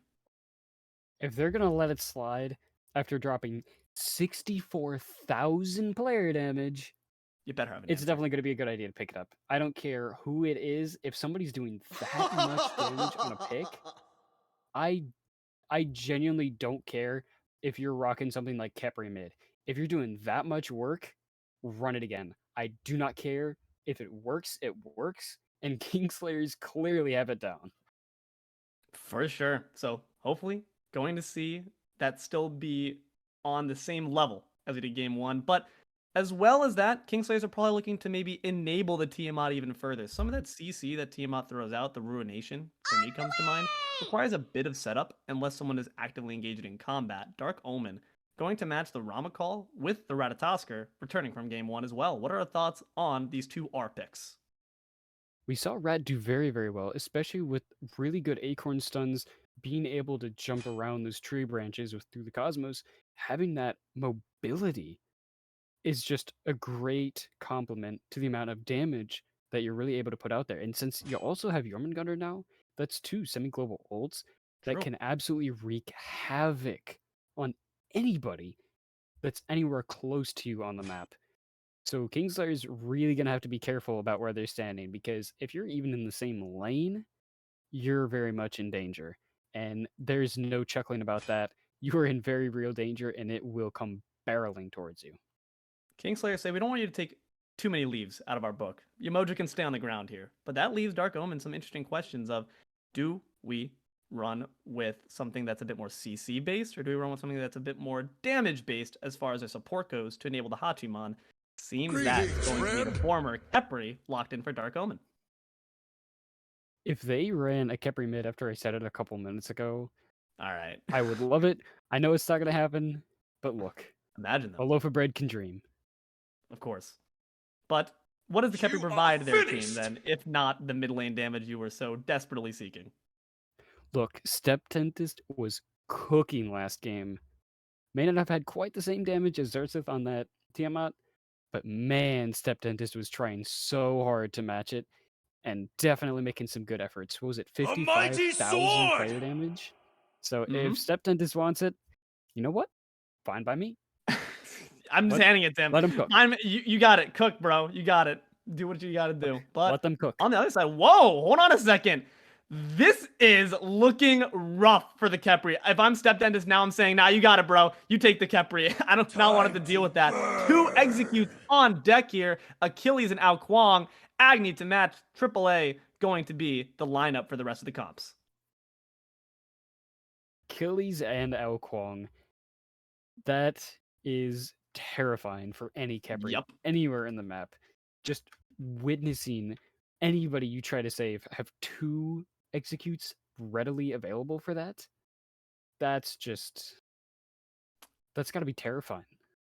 Yep. I'm a bit worried. They have some tools here. They have some safety tools as well. Ratatosker, we saw be able to evasively use that ultimate. Jormungandr can do the same, and Agni's got the dash, but hopefully going to retain those tools to ensure they don't get put on the Executioner's block. Let's see how it goes down in a moment. Game, technically 3, but really 2. We'll see you in a moment.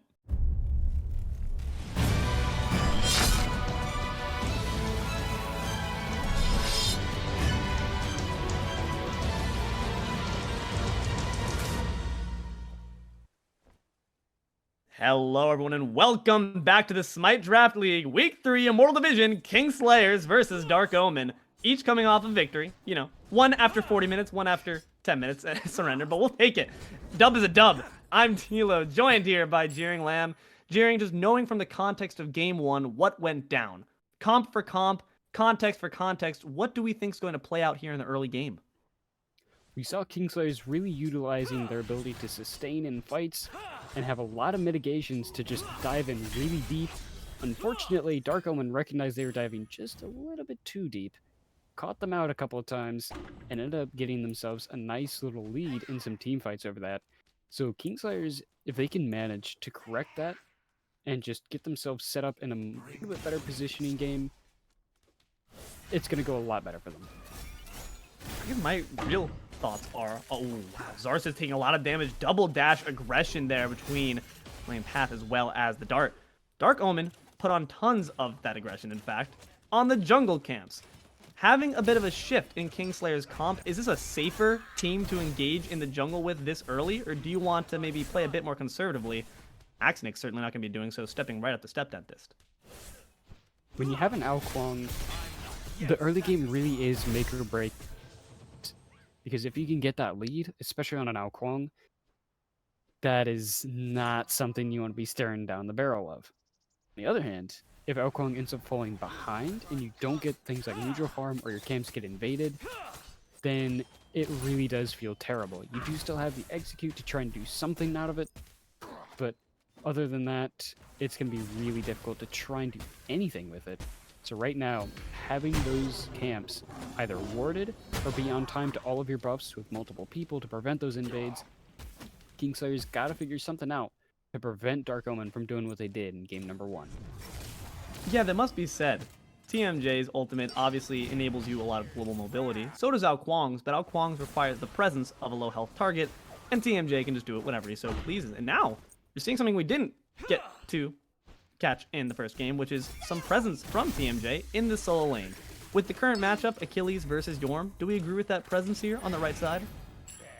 Yorm certainly has more than enough damage to clear those waves on his own, but if you can get him ahead and get some extra levels on that Yorm, those early game mid rotations are going to be even more dangerous, especially going to those beacons when you have that advantage on somebody who already does that much damage. It's really going to be a game changer if you can get that much more damage, because you can secure not only a Stygian beacon, but if you have that type of presence and you're able to really force the Kingslayers back that far, that's just going to be a gold fury. You said early to mid-game rotations. Do we expect Physics then to take to the World Serpent and use it more so to travel to other coasts? You know, make sure to travel to lanes that maybe have yet gone seen? Or do we expect him to stay around the solo lane, maybe just try to secure his own lane before venturing forth? We saw a little bit of kind of staying at home and not venturing too far out into unknown waters last game, but Physics has a little bit more mobility with that Yorm this time. So we could certainly see those rotations get a lot more active, especially considering he's not the only semi-global ultimate on his team. ThockManJones, run it up with him. I would love to see some synergy from that, but some synergy that's been lost is that lack of an X-Ball. It does make those ultimates off TMJ a bit harder to hit, so hopefully going to still see the same impact the Rat brings with that through the Cosmos. I'm really honestly worried just about aParagon and how this is going to slot in. You don't have to worry about the executes quite yet unless Ao Kuang makes a sneaky rotation. Once the group staging happens, 2 executes to worry about. How do you use the ultimate in that case? Do we have to proactively do it just to give someone the speed boost to leave the fight? Or do we still try to play the same game a good Dung Beetle does? You can also utilize the CC immunity to cleanse an Ao Kuang ultimate if they end up popping it first. So it could just be a little bit of a waiting game, just like waiting out the Rat ult there in the mid, to try and stall out just long enough to send Ao Kuang on a wild goose chase.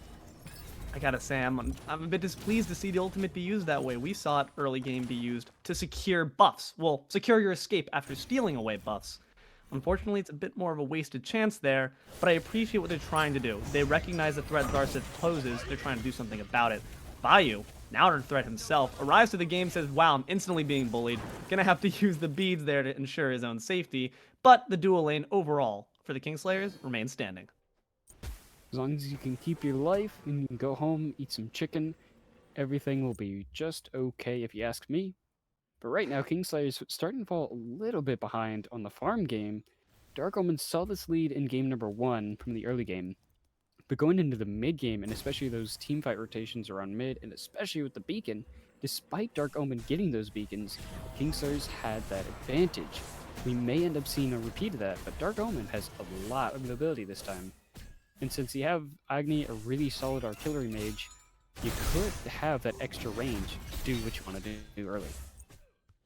So Scopey on this role is going to be really important, I think. We saw him really trying to make an impact by just being the primary source of distraction in game 1. As we see, ThockManJones providing a bit of a distraction for the bombs, but could be some trouble here. Tatri rooted down. Scopey on this Achilles. Again, I ask you the same question. As that front line, what is your role here? You can't really just zoom around, Shield of Regrowth, full up heal from quarter down to 3/4 up. What is your role this time? Do you just need to hang back a little bit, or do you still want to see the Achilles on the front line? Achilles is still going to be a very solid front line, but instead of being absurdly tanky with an absolutely bogus amount of sustain, this time Achilles has a little bit of nice sustain to accentuate him, to aid in the fact that it's still a mobile character, using that combat dodge to continuously poke and prod the other team to try and goad them into doing something that they don't want to do. You have that option of stalling for time and just annoying the heck out of the other team. Meanwhile, you have an Ao Kuang as your jungler. If you just buy a little bit of time for an Ao Kuang, the amount of damage he can do in the late game really can make up for any lack of presence from the solo laner. And at this point, haven't seen too much aggression in the solo lane until this moment exactly. The Cosmos can be expended as well. Some ultimates. The bombs are a bit off the mark, but can you find the last bits of Goose Breath to find the kill? ThockManJones will indeed grab it, and the tower will not be able to find the return kill. Dark Omen, 7 minutes in, grab first blood. It does come at the cost of their mid laner rotating and Xarxith getting a lead in mid, but that's still going to be first blood. 7 minutes this time instead of only 5 in the previous game. But now, they have a kill on the board, and Dark Omen going to be sitting nice and pretty. Meanwhile, Kingslayers get a gank over in duo. Gonna be putting the pillars up, but the mounted archery to follow. Have to imagine that interaction is gonna be playing out that exact same way every single time. You really have to find a different means of taking out the Hachi. So, just going to be safe for now, but Vayu, can't really say the same story. Rat going to quickly engage. Eagle Eye just to put some more damage onto the duo lane, but at the moment, Dark Omen stand with a minor gold lead here, 600 about. XP also tilting their way, but is it enough to guarantee yourself out of the threat of the Tiamat? I think not, Jeering. It may be enough right now since it's still early game Tiamat, and I gotta say, early game is not Tiamat's greatest strength, but with Agni doing that much damage, almost getting a tower, definitely not going to be feeling too terrible for Dark Omen against the terrifying mid laner. But they're also going to be putting some damage here in the solo lane. Once again, Goose Breath on the back of your neck. Physics not going to be able to quite find that kill. Just going to honk at him a little bit, let him know who's boss. Solid work here. We saw in game 1 that Scopey actually was the one who had the lead on him. But nonetheless, Physics was able to do absolute work on the Sun Wukong. Can only imagine it's going to be the same story when you see that solo laner with a lead. Fantastic work to Physics to keep up the pressure. Kingslayers now doing their best game 1 Dark Omen impression, going and putting some aggression here in the purple buff of the left side, and that's going to just starve out TrapBunny a little bit more. Yeah, like you said, Physics doing a lot of damage already. Did fantastic in game number 1, but this time playing as the Yorm with a lot of base damage as well, also having some safety with the ultimate. It's definitely not going to be a wild goose chase trying to find those kills. Might be chasing after StepDentist now, who's expended 2 of those bombs, but safe for now. Not safe for the primordial onslaught. No, geez, that's rough. Scopey once again finding himself underneath the heel of ThockManJones and Physics. Scopey might be a bit past his prime here, my friend. Gonna use the World Serpent, try to catch him out and wait for the support. But does the front line have the damage necessary? Not quite. aParagon trying to scratch at him with those little claws. Not gonna be quite successful in that manner. But with the execute potentially on board, don't even need it actually. I forgot. That man's immovable. But you can just bring him down thanks to the water illusion instead. Meanwhile, aParagon's showing why Khepri mid's a threat, going to scratch him to death. Death by 1,000 little scritches. Fantastic work there by the support on the left side. TrapBunny once again, action replay, going to put the damage back on a Tatri, and aParagon, forgetting which lane he belongs to, is going to engage on Axinyx, enable the kill from ThockManJones. This Khepri's crazy. This support is a paragon of virtue, managing to get a kill, and that will not be a Dawn Rising for the sole laner of the Kingslayers. Taking another spill for the second time this game, Dark Omen getting very active over in the solo side, but Kingslayers doing quite well over in the duo side once again. And now Xarxith underneath a lot of pressure. Acorn Blast, Swanton Bomb to get yourself to safety, but barely so. ThockManJones doing divots of health with just a few abilities. Can we talk about how aParagon had his ultimate that entire engagement? Physics was like, I'm dying, and aParagon was like, dude, check out these moves, bro. Look at these basics. And managed to secure 2 kills for his credit, but yeesh, that's rough. That's awesome engagement there, though. Said, yeah, that's cool, but did you check out these pincers? Yeah, bro. Like, he was really getting an up-close and personal demonstration. Scopey is sick of this lane. He's like, I want to go home, bro. World Serpent gonna try to put him back in the dirt. Not gonna be quite obliged. The rotation from Axinyx not gonna quite find much. Physics is just gonna take back to the underground and get back to the tower. Not a whole lot of mana for Physics, and with Aokwang still chasing the kill, looking right now, a lot of action gonna be over on the other side of the map. Gonna take the disguise, but unless you hit all 3 snipes, I don't have much faith in your chances there. Indeed, Value's just gonna recognize that kill is lost, but a great attempt nonetheless. Xarxith's gonna have to use the beat, and that's ThockManJones' call to action. I think the Swanton Bomb's down as well. Good ultimate to match it, though, and the tower shot's gonna be doing damage. Xarxith remains alive once again, thanks to very tactical play and positioning. It'd be very good to be able to stay alive there. That knockup could have been fatal. But a good CC immunity, Xarxith will stay alive for a little bit longer. But now, Stygian Beacon spawning, StepDentist is in a little bit of trouble. Tatri and Vio doing some damage, but not quite enough. Ultimate's down on Physics. Do we see the rotation for this beacon at this point, or we do just let the chips fall where they may? It looks like Scopey may be the first one to rotate. Tired of the solo lane, getting ganked all the time. Might as well have Assault mid lane. He's got a shadow behind him, though. Physics is following, and aParagon, like a looming specter, silence down, but the ultimate will be good this time. Who's arrived? It's the Goose, gonna honk at him a little bit. And that's just enough. Kingslayers all say, we know how annoying geese are. We do not want to deal with that.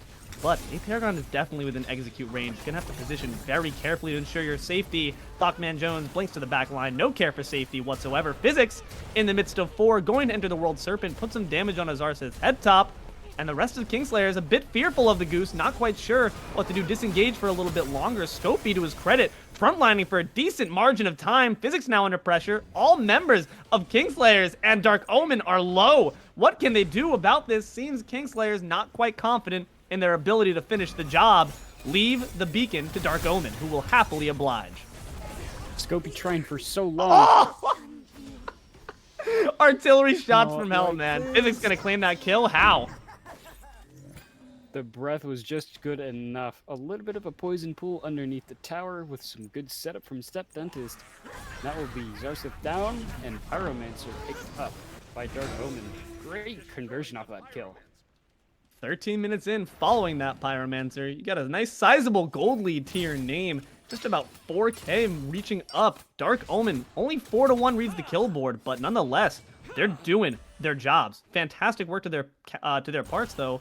Kingslayers need to find a way back into this game. Jeering, what does that look like? Right now, Kingslayers have not been able to find the spaces they want in these teamfights. Scopey tried so hard to hold on to that beacon and the pressure that they had gotten, but unfortunately, not able to do it. The damage on the backline of Kingslayers was just a little bit too much. So now, we gotta readjust and figure out a new strategy to deal with the threat that is Physics, and especially ThockManJones trying to dive on that backline. So if the Kingslayers can manage to handle that dive and survive it, they can do a lot better into Dark Omen. Look at him just looming. He's just gonna walk at you a little bit. Scopey's really got to be careful. There's no friends that are going to be rotating for you, my friend. You're all alone to deal with the Mega Goose. But we haven't gotten to see this execute comp really come online. I know it's only been one engagement where you had the chance to counter the Scarab's Blessing, but aParagon did his job. Offensively and defensively, this man is crazy. Fantastic work to the Khepri to know when to hold that ability and remain alive for it. Keep in mind, Khepri already rocking an Abyssal Stone, trying to reduce the cooldown reduction of the enemy team. And since there's not already a whole lot available just yet, definitely going to be very effective. And going to prevent Xarxith from doing just that, spamming to her heart's content. That's great recognition by aParagon. Maybe that's their idea, their win condition. They say, we know y'all are banking on Xarxith getting another 70k player damage. We're not going to allow her to spam the abilities to do so. And he's going to continue to just scratch away at this elephant. These bombs are mollywopping. You cannot underestimate the chip damage StepDentist can put in you. StepDentist just launching from a mile away and just dropping the artillery on their heads. I guess you could say he's dropping bombs on them, doing a lot of damage for it too, matching the damage output of Physics. And now Axinyx looking to be in some decent trouble here, but the route wasn't quite on point, and that's their call to disengage. They did their job. Xarxith now pursuing aParagon. I know you're crazy, buddy, but I don't know if you can take all three of them. Gonna try to scratch down the red buff while Axinyx gets taken out by the bombs. That is the Rat and Agni combo. StepDentist picks up that kill, and the red buff goes to Dark Omen too. Adds insult to injury. Scopey could be in trouble from the three-man rotation. You've been on the experiencing end of those claws. He's not even afraid of the rat. He's running from the beetle. Scopey will escape for now. Sunder was good, but unfortunately the kill was not. The stun is good from StepDentist. Unfortunately, Damage is too solid from the Dogny, bruv. Yeah.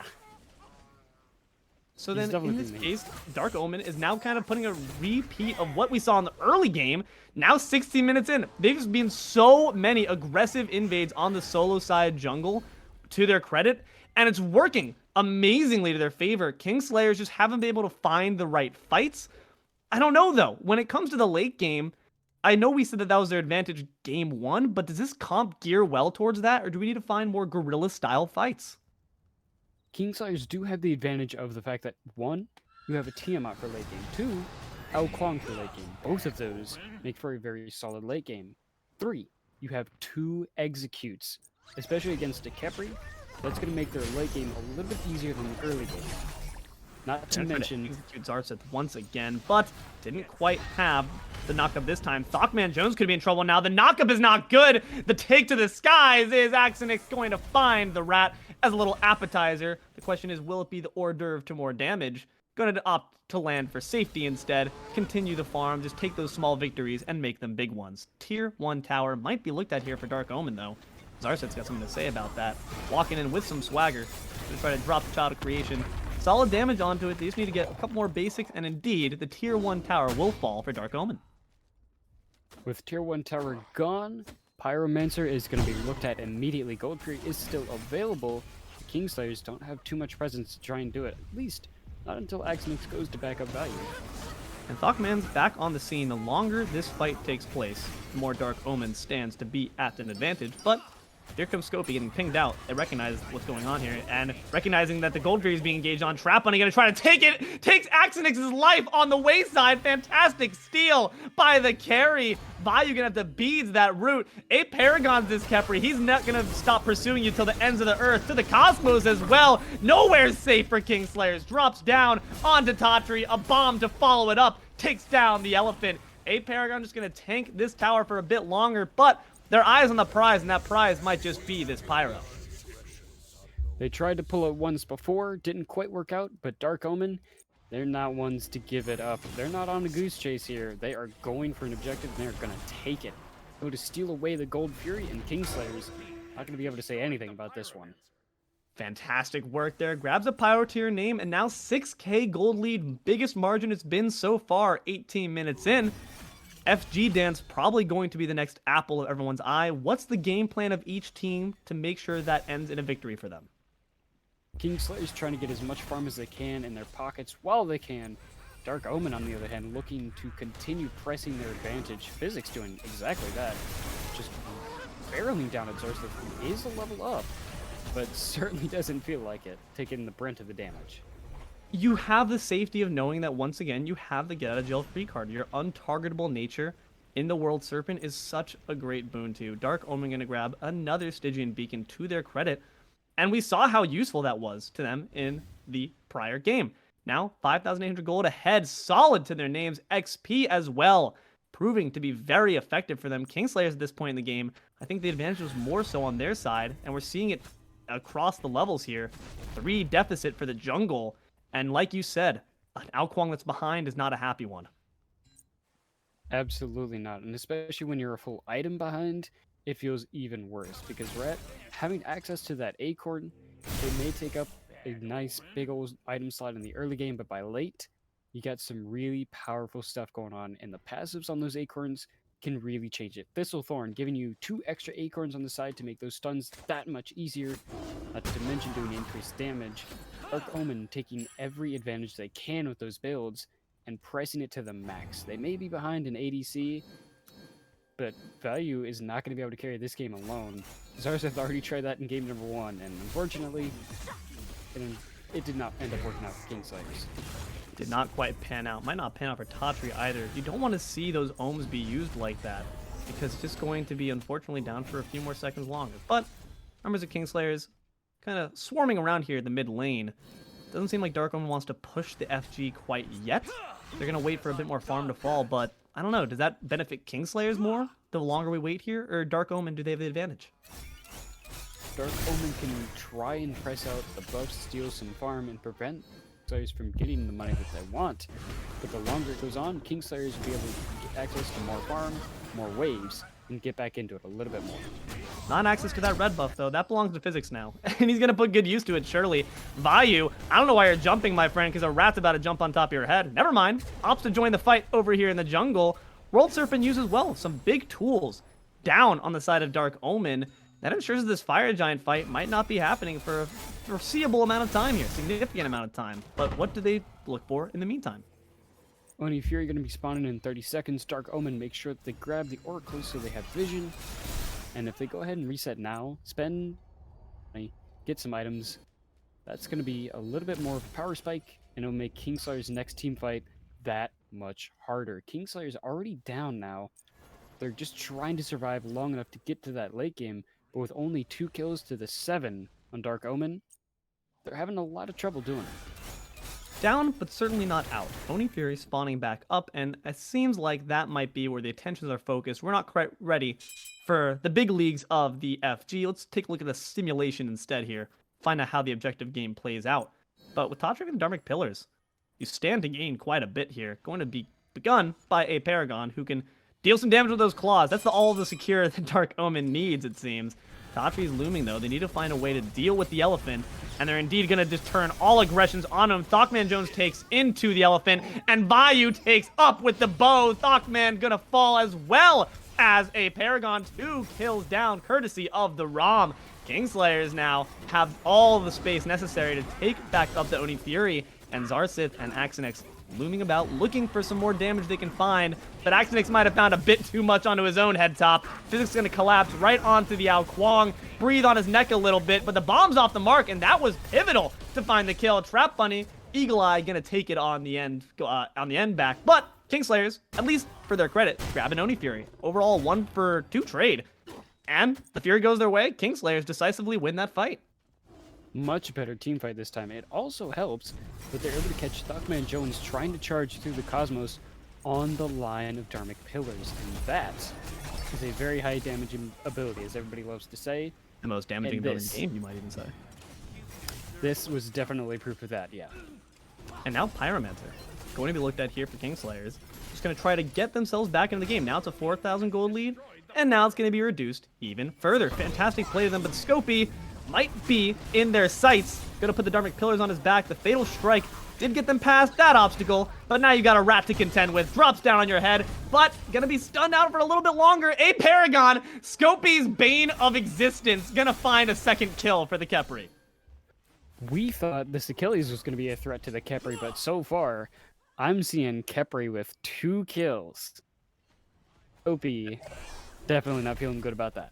Yeah, he's at the top of the food chain, this Beetle. Fantastic work to his credit. And now a bomb going to drop on the mid-tier 2 tower. aParagon going to tank that for long enough for it to fall. But Axinyx going to take to the back line. Solid damage on a StepDentist, who's the clear target of aggression. But Axinyx being tossed around like a football. Rama going to take to the skies to put some more arrows into the mid laner's back. But an ultimate to match, just going to ensure the life of the mid remains up. StepDentist, as well as the rest of the members of Dark Omen in tow, going to safely retreat from that tier 2 tower siege. They're going to be able to survive. They did get a pick earlier. Not able to find too much more after that. And with the beacon opening very shortly, Kingslayers trying to press their luck and pull Fire Giant. Dark Omen still in the area to prevent that from happening. I mean, you don't have as many tools to secure as you might like. The World Serpent's down, but Tatri's pretty low, and the Squirrel's up in the sky. Gonna drop down onto Scopey once again. It cannot feel good to be an Achilles right now. Fire Giant has been abandoned by the Kingslayers, and Scopey might be abandoned to the Wolves. Going to have the Dharmic Pillars as well as the Mounted Archery. last vestiges of damage are necessary to finish off the solo laner, but that does give Dark Omen the freedom to engage on the FG themselves. Who's going to stick around? Someone needs to contest. By the time they all return to the fight, it'll all be over. It seems Kingslayers are okay with paying that price. ThockManJones and aParagon continue to nibble away at the ankles of Scopey, and he just cannot handle it, tripping over them every single time. Ooh, 3-1 now. Scopey is just not having fun into those characters. Dark Omen utilizing that extra space without having to worry about the solo laner. There's no Hercules to run around tanking everything and then just healing it all back. So they are taking that advantage and pressing it to the maximum, just stomping on that gas pedal, and they're not letting up anytime soon. Kingslayer is going to try to put a hand back on the steering wheel, grab themselves a beacon, unleashing the Titans as well. Always interesting to see how this engagement plays out. With FG off the map, can't really use it as a distraction for that. Do we just have an honest jousting match, push down with the Titan, 5-man strong on each side, or do we use it for other means? Dark Omen does definitely have a lot of options. Without Fire Giant up available, they don't have to worry about taking that one because it's already around their belt. So now their priority target is going to be whatever objectives are left. Since Gold Fury is about to spawn, the only thing left are going to be towers and phoenixes. Titans are getting ready to press up soon, so if they can get this tower in left and still make it to Titan in time, they're going to be sitting nice and pretty. It looks like Dark Omen is going to do just that. Gonna march down, take down the tier 2 left side tower. Easy peasy for Dark Omen. No contestation, but Kingslayers are okay with paying that price. Here, 27 minutes into the game. Once again, about a 6,000 gold lead. Hasn't extended past the point where it was 19 minutes, so at least Kingslayers have stemmed the bleeding a little bit. Gonna try to maybe patch it up a little bit further with this Primal Fury. You have a bit more time before the Clash of the Titans takes place down in the solo lane side, and you have a tier 2 tower to at least mitigate that Titan, hold it in place for a bit longer. Primal goes to Kingslayers. A little bit of gold in their pockets, getting an objective never hurts, and Kingslayers can certainly use whatever gold that they can get there. Is going to be pushed back. Dark Omen now pressing their advantage. They have a lot of space and a pretty big, now fully barreling down the solo. Kingslayers got a big fight coming up. They need to find some means of dealing with both the members of Dark Omen like Physics in the backline as well as the Titan. I think Physics is the far bigger threat, personally. Titan not even have to break a sweat. Tier 2 tower is down, and the Bird will be next at this rate. What can they do? Vayu rooted down, but not too much damage off it. A lot of damage on Tatri and Scopey. The front line is being looked at, and Xarxith is going to be engaged on. Catches down the Swanton Bomb with a dash, but Xarxith has got the damage to answer. Physics is now caught, lost, alone, honking for their friends. You need your mama goose, my friend, but it's not going to be afforded. Who did that damage? Because now aParagon is going to have him rest up, and the Titan will go down at the very least. Kingslayers don't have to worry about the Rock'em Sock'em Robots match any further. 5-man strong for Kingslayers. Their Bird goes down, but they at least got the Squirrel. Scopey continuing to engage. Your friends aren't here quite yet, my friend. You arrived a bit early to this party, but Vayu now going to be leading with the basics. Solid damage from StepDentist. That was a death corner you just walked through, my friend. Best be careful. This is lurking around the corner, looking for Xarxith, looking for any members that step too far out of position. Tatri going to be abducted by the Beetle. TrapBunny duking it out with the opposition carry. This could be troublesome. Caught out by Tatri, but he dashed in without any friends and damage to follow. Scopey will go down, as well as Tatri. And now it's a clinic for Dark Omen to run on. Axinyx gets a kill on aParagon in the meantime, but Vayu's been taken out as well. He's in the sky, but who can he land on at this point? They're too clumped up. It's a bit of an unsafe endeavor to go back in. StepDentist lurking for more, just gonna find some wards to throw some basics at, but Axinyx still in the back. This could be troublesome if the mid is not careful. Gonna drop for some bombs. Here goes the engagement. ThockMan's returned, but does escape for a little bit longer. Not too much, though. It's only Xarxith to stand up against them. Does ThockMan want to challenge on your own? I don't think so, my friend. Wait for Physics to take up the Vanguard. Xarxith knocked up. In just a moment will be brought down. Does have the Aegis, the Swanton Bomb. Is it enough to peel them away? Manages to actually consume the rat and make it to Fountain with life in tow. Xarxith, once again, the defensive hope. The flame of the Kingslayers has not been stamped out quite yet. Kingslayers survived just a little bit longer than did Phoenix as well, but Dark Omen pushed back just in the nick of time. One Phoenix left alive, and it is indeed the more important one, as Fire Giant now getting ready to spawn. Dark Omen have access to their jungler for another 30 seconds, but they do have the advantage of 2 Phoenixes being down. Also, not to mention, Dark Omen's teamfight's going quite well lately. Kingslayers left reeling. They're going to have to reconsider their options and really take a look at that positioning, because walking into those Agni Bombs to hit 2 or 3 people at a time is not a friend for the Kingslayers this time. StepDentist has been doing so fantastic in both games, being such a tantalizing bait. I really want to kill this 3-0 mid laner right now. That's the thing that all Kingslayers are thinking. But if they oblige their intrusive thoughts, they might be falling to the grayscale instead. Physics once again performing those zoning duties while Dark Omen grabs a bomb for their pocket. Could be in some trouble here if members of Kingslayers step up a bit too far. But at the very least for now, they're just going to opt for some more hallway fighting. Bayou dropping down a bit low. Scopey going to have to use that Fatal Strike for defensive means. Not how you want to see it used. World Serpent going to pursue them to the ends of the earth, but return back to the team as the FG spawns back up. The EFG this time. You guys need to have an answer back to this, or Dark Omen will just run it back as they did game 1. It's once again Physics on the prowl, looking for someone to step up. Kingslayers might not have an answer. I think they're deciding to let this one go. Jeering, what do we think about that? This isn't your average everyday Fire Giant. This is advanced Fire Giant. And Kingslayers, they don't want to give it up, but they know they can't really step up to Dark Omen right now. They almost got chased down trying to get there in the first place, so right now, Oni Fury is just going to have to be the next best thing. They get some pressure against those fire minions, but Dark Omen gets a lot more in return. So right now, Kingslayers looking at a very steep uphill battle to try and defend the freshly respawned solo side Phoenix. It's a scary prospect. You have PhysicsDZN, TMJ, TBE with EFG. I don't know, man. This alphabet soup is going to be hard for Kingslayers to swallow. I'm a bit worried about their chances, but where do they play through in that case as they begin to mount these defenses against the fire waves? What needs to change about their strategy? Seems that they just really didn't want that enclosed fight in the FG pit. Is that the kind of open battle that we're looking for instead? Are we looking for less confined, cramped spaces? What's their game plan? Well, right now, Kingslayers can't really bank on Xarxith dropping another 60,000 player damage unless she has the absolute perfect team. Gonna need a bit more gas in the tank to get to 40k player damage within the time they have. Physics, don't open the door. It's like a vampire. You don't want to open the door for a goose knocking out there. Gonna be dropping some bombs once again. 2 to chunk Xarxith, and that's ThockManJones' call to enter. But the Swanton bomb gonna grant safety. Left Phoenix can't say the same. It will go down in flames. Mid Phoenix is still down, but the right side Phoenix might be their next target. Kingslayers don't really want much to do with this roving parade of Dark Omen. Xarxith's going to try to stave them off with a primordial onslaught. Won't quite hit the mark. Scopey underneath some trouble. Divine Pillar's going to catch the goose for a little bit, but that's a wild animal. It does not want to be caged. Going to take to the World Serpent to make them pay for their crimes against the waterfowl. Going to retreat back to the members of Dark Omen.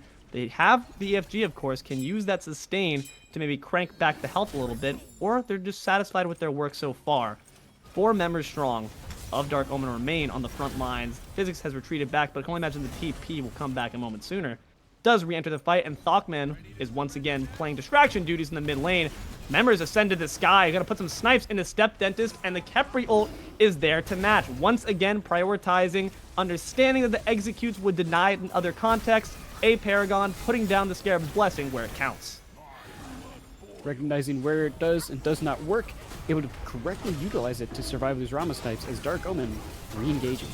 Xarxith is once again the apple of their eye, has a lot of damage put on him, and Vayu's going to be able to catch Physics. Scopey's been abducted, but Liam Neeson in the form of Tatri going to say something about that. He's got special skills. Scopey tries to take to the front line, but it might have been a bit too far for your own good, my friend. A divot, a chip in your health bar, a chipped tooth is what StepDentist has got for you. But a return kill put on to the members there. StepDentist will go down. Axinyx is out. aParagon is eliminated. Xarxith is going to go crazy on the defense once again. Keeping them in the game once more, the Tiamat putting in work to the maximum. Only 3-1-3, but that does not tell the story that has been going on in this game.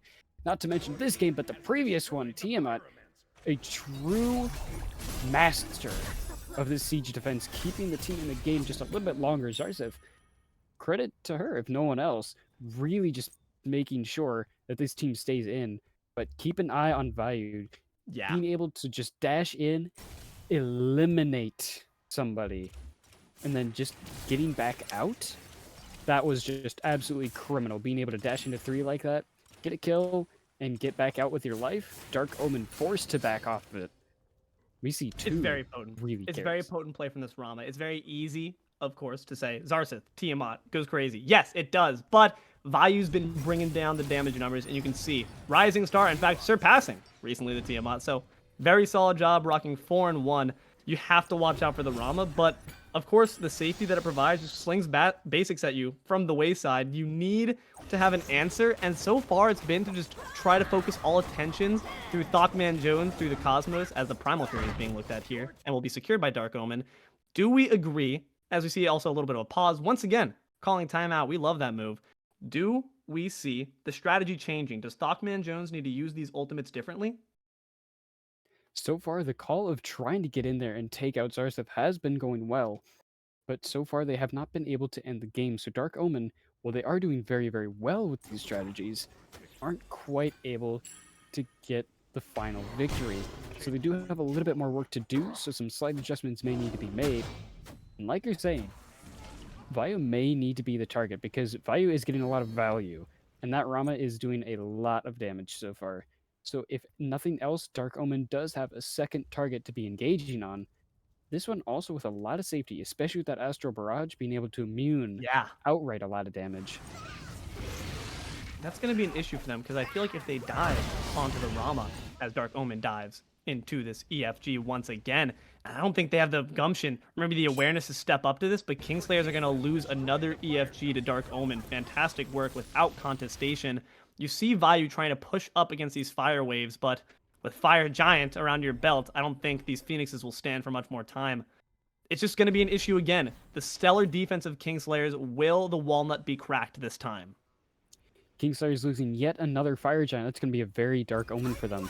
And this time, Fire Giant around all 5 members, it's going to be a very dangerous push. Hopefully going to see a change of strategy from TMJ. You see him in the back, waiting for the call to engage. This Rat's very wily, but aParagon can take some solid damage through the wall. Primordial Onslaught. The ability of Xarxith to spam from halfway down the field, so useful. Can't be matched there by the bomb. StepDentist a bit out of range. Going to be Battle of the Junglers, as you see Axinyx take to the left lane to match the Rat. But here goes the engage onto Scopey. Solid damage put onto him, the shell to match. But Axinyx is going to win the Battle of the Junglers, in fact. Grab a Rat for takeaway. And the Dharmic Pillars going to be dropped onto Dark Omen, who now need to retreat. Axinyx might wrap around to look for some extra kills, but at this point, they're happy with what they've gotten. 2 Phoenixes still standing for Kingslayers. The left side fell thanks to Thockman, but they did lose their jungler in trade. Thockman does expend the Runic Bomb to secure the left side Phoenix, but that is a lot of fire minions pouring down the long lane. So you do have to be extra careful about the fact that even if you do survive the next siege, that's still Fire Giant around 4 members, and the next time the Fire Giant is up, you got a long walk from lane and clearing those fire minions to the important objective on the map. So right now, Kingslayers, they're going to be a little bit split in where they can try and play around the map. Dark Omen, on the other hand, having quite a lot of space to work with. The question is, will they be able to use it to get to the backline of Kingslayers and finally shut them down? Because that seems to be their main issue. It really is, right? I mean, you have a Jormungandr, so it quite literally is an unstoppable force versus an immovable object. Haha, ha ha ha. But it is. You don't have an easy means of getting to that backline. It's so tantalizing because they're doing so much damage. But the Rat engage is not quite working. A Khepri is not going to have an easy means of grabbing someone out of the lines. The Abduct is very slow, and of course, could even be a suicide button at times. So they just need to find an alternate means of strategy. Might be off these bomb engages. StepDentist is still doing numbers and chunking wherever he so pleases, but they need to have a bit more follow-up than just the Agni. They certainly have quite a bit of poke, and with the ability to engage over large ranges, Kingslayer's getting. Maybe Axinyx who's falling here for the first side. There it is. Got out a bit too cheeky, my friend. Trying to be too clever for his own good. The Ao Kuang will fall for 60 seconds. Dark Omen needs to make something big off this. Some bombs dropped on the heads of Kingslayers, but not for too much damage. Xarxith, the important target, still remains at a solid amount of health. Vayu can also stay the same and gonna pick down the Goose, who's been hunted with ease. Rama is doing absolute damage. And now aParagon trying to retreat through the doors, going to successfully do so. It's once again, you're just bashing your head against a wall, and Scopey gonna try to bash his spear into StepDentist's back. TrapBunny trying to peel the best he can, but as a Hachi, doesn't quite have the tools to do so. Good route there from aParagon. Is this familiar, Scopey? Not gonna quite give the kill to the Khepri this time, but nonetheless, the result is the same. Scopey goes down.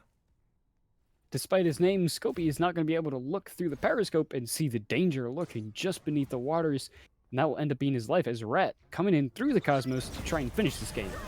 Don't look up, my friend. There's a rat in the sky for you, and it's going to be instantly locked down by Xarxith and Tatri. Fantastic coordination.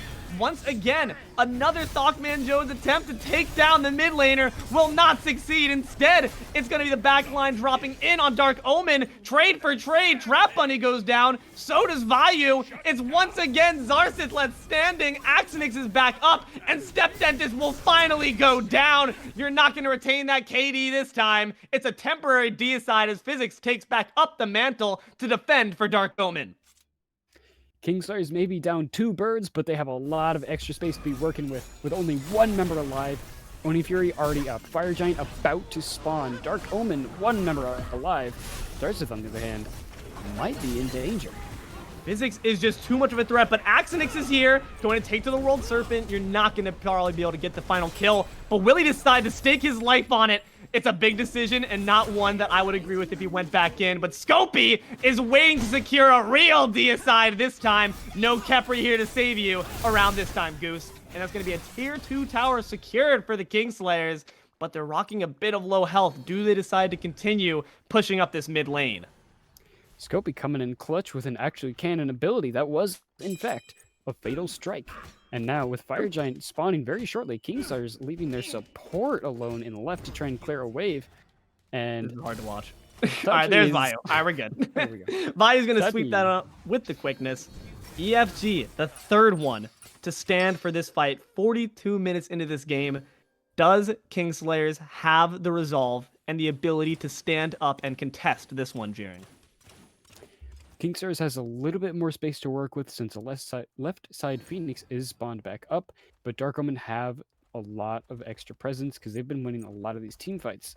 So unless Kingslayers can find just the right adjustments to win this one, they're not going to be sitting in the best position since mid Phoenix is still down. Left Phoenix just barely alive. They got to make something happen, and right now, Dark Omen has been playing with a lot of fire. Kingslayers mostly the ones been getting burned. You do have Physics, who's now back up into the fight. They unfortunately missed their power play, the opportunity to fight 5v4. And now Vayu, eating bombs, burst out into the open and taken out thanks to ThockMan. StepDentist is going to smoke out the Rama, and they're going to smoke him permanently. Fantastic work to eliminate a key offensive threat, and Kingslayers can do nothing but turn tail and run. Down a member without that ADC, a pivotal role right now for Kingslayers. That's going to be a 5v4 in Dark Omen. They recognize Kingslayers can't fight it at all, and that's just going to be an immediate Fire Giant call. Kingslayers, nothing they can do about that. All they can do is hide behind their base and pray that their siege defenses, which have been working recently, will work once again. Dark Omen have tried their hands at the drawing board. 3 FGs, 2 EFGs.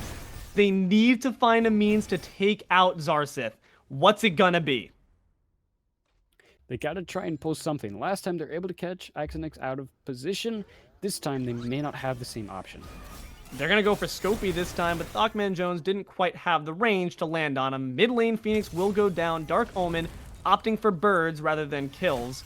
Not a bad decision indeed. Right bird will also go down. Kingslayer's not gonna mount too big of a counter defense, realizing that they need to push in further where they specialize in their siege defense, and that's where the game rides on. They're going to remain safe, cautious, but alive. Not to mention there is still an Oni Fury, so having fire Oni minions pushing down 2 waves while they siege in left is going to be an extremely dangerous proposition for the Kingslayers. and one that is going to push them to their absolute limits of siege defense. And right now, Dark Omen is going to be able to secure that. The Kingslayers have until the next minions pour down those lanes to make a decision on what they want to do. It's been rough. ThockManJones already is going to have, and indeed does, have through the Cosmos once again. Using that just for almost vision more so than anything else was actually really smart and was able to navigate his team like Moses through with the chosen people, was able to navigate them through those Phoenix fights. Excellent work to Dark Omen to just continue fighting on through enabling of the rat. And they're just going to continue pushing it. They have the Oni Fire minion waves in 2 of the lanes. The question is, again, how do we secure kills, though? That's where they've been struggling. They really just can't end up getting the finishing touches on Xarxith or Vayu, at least not consistently enough to win the game. There is still 1 Phoenix left, and Kingslayers do have some hope, but Dark Omen barreling down, trying to blot out that light. I mean, Phoenix burns awfully brightly, but not when you're standing up against against Physics. That's a better bird for your troubles. ThockMan gonna take to the sky, maybe drop down on Axinyx, not quite. Opt for safety once again, and fair play to you, because it's gonna be a nice bird with no members down. Dark Omen, their Titan stands undefended, save for the members remaining of the Kingslayers. What will they do as Dark Omen mills about waiting to make their push? Axinyx falls to 3 bombs! Instant bang, bang, bang to take out the Ao Kuang, and the World Serpent's gonna continue the pressure. aParagon has to use that ult defensively, but doesn't matter. They had the golden goose on Dark Omen's side, and Kingslayer's goose is now cooked. Game 2, Game 3, in fact, goes to them, as does the set.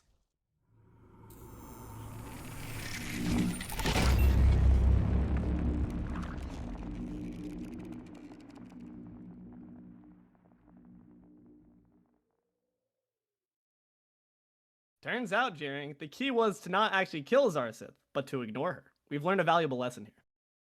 We have, in fact, learned a very valuable lesson. Once you have all 3 birds down, and you can just 3-tap an Ao Kuang jungle with an Agni from that far away, nothing really matters at that point, because you're down a very pivotal member.